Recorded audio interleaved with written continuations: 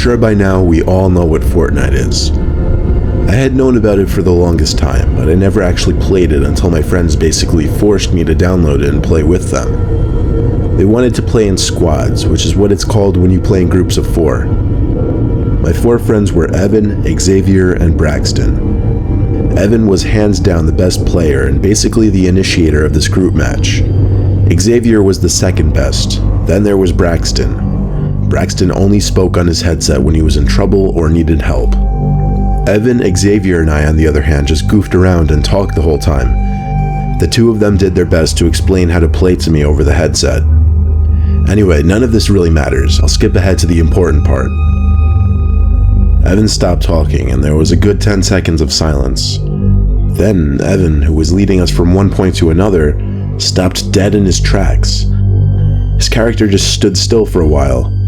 Xavier turned on his headset, sounding annoyed, telling Evan to move. His character still just stood in place, and Evan said nothing, but according to the screen, Evan's mic was making noise. Then I could hear background noise that seemed to be coming from Evan's mic. Xavier, Braxton, and I were all telling Evan to move or we'd ditch him. But we all dropped silent when a horrific, almost painfully loud screaming came from Evan's mic. It wasn't like he was screaming into the mic, it seemed like Evan was somewhere in the background of the room. Then, a door slammed shut in the background, and the 3 of us were left not knowing what to say or do. I told the 2 of them I'd call Evan immediately, and turned off the console. I tried calling him 5 times, he never picked up though, so I decided to drive over to his house, which was 2 minutes away. I got to his house and saw no cars in the driveway, but the front door was open and the lights were on throughout the house. I let myself in, screaming Evan's name. Evan screamed back from somewhere upstairs. I followed the sound of his voice right up to the loft bedroom, where I found him hiding under the bed. He told me to hide. I told him to get out from under the bed and tell me what happened.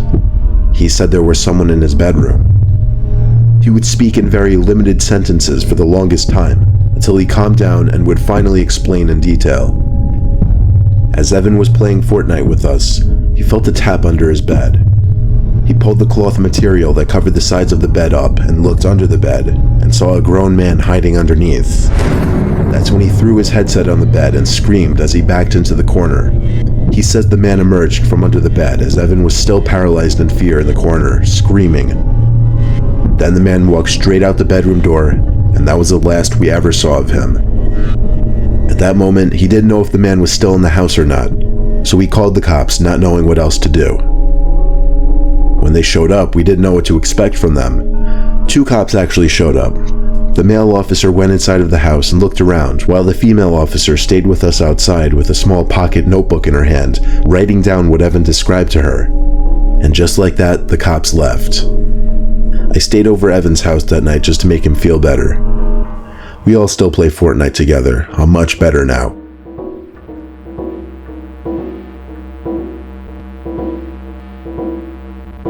I've never been a huge Fortnite person, but all my friends have been for a while. I always feel like I'm being left out when they're saying to jump on Fortnite and such. Yeah, I've played the game a few times and I get the gist of the gameplay and whatnot. I'm just not good at the game. So one Monday night, I hopped on the game and played alone just to practice. I did that over and over and over, until I started actually getting pretty decent at the game. Then I started to play the game with other players, not my friends, just random people online. I played a game of duos, meaning with one other person on my team. His gamer tag was BobRocket16 or something like that, with a few extra C's and E's or whatever. I didn't write it down. We lost the game, think we ranked like number 20. After the game was over, I got a personal message from the guy, saying he thought I was really good and that we should play again. It was weird because, really, I didn't play too well at all that game. Nevertheless, I played another game with him. This time he turned on his microphone and was trying to talk to me. I don't have a gaming microphone, so I couldn't talk back. I could only hear him through the TV speakers. Based on his tone and what he was saying, he seemed to be getting annoyed that I wasn't talking to him. I heard him say things like, "Put your mic on and stop being a faggot." Any thought of this guy being cool was gone at this point, and I thought he was just a straight up douche. I was gonna finish the game, but after that was it with this guy. He kept saying stuff, most of it incoherent simply because of my distance to the TV and the noise of the actual game itself. But then I heard him say my name. Not just my first name, my full name. When I heard this, I panicked and thought to myself, wait, is my real name displayed on my profile? But I realized no, it couldn't be. The guy kept saying things over the mic, but I wasn't listening at this point. I went over to the console and turned it off in a panic. Just knowing that the sound of the guy's voice was gone now made me sigh in relief. I texted my friends and told them about it. They all seemed to think it was funny, typing their LOLs and LMAOs and whatnot. I put my phone down on the desk as I went on my laptop. The phone vibrated again. I expected it to be one of my friends, but it was an unknown number. The message was hi, and then my full name. I typed back, "Who is this?" The typing bubbles with the 3 dots came up for the longest time. I waited anxiously to see what this person was going to say. The message was, "Is this your address?" and then my actual address. I once again typed, "Who is this?" and then I lied and typed, "No, that isn't my address." The person never responded after that. I started accusing my friends of fucking with me. They all swore they had nothing to do with it though. Low-key, I didn't believe them, but I didn't bother feeding into it. I figured if it is them, the more reaction I give, the more kicks they get out of it. I went to bed ignoring my friends.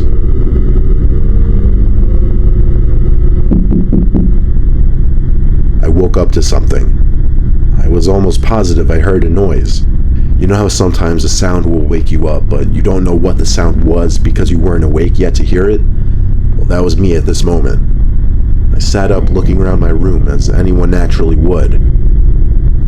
My whole body jerked in startlement as there was a set of knocks on my window. Instead of looking to see who was out there like a man, I ran like a coward out of my room and to the nearest bathroom where I locked myself in. There were no windows in that bathroom, so I felt safe. I actually fell asleep in that bathroom, and when I woke up, I texted my friends again, telling them all to go fuck themselves. They all got a kick out of it, but when I saw them in person, they seemed pretty genuine when they told me they had nothing to do with it.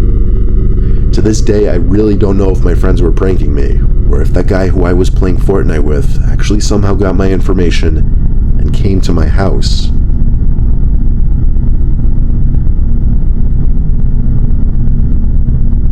My 10-year-old son Chris had been playing that Fortnite game all day, every day for the past few months, and it had been driving me insane. I would scream at him to go out once in a while.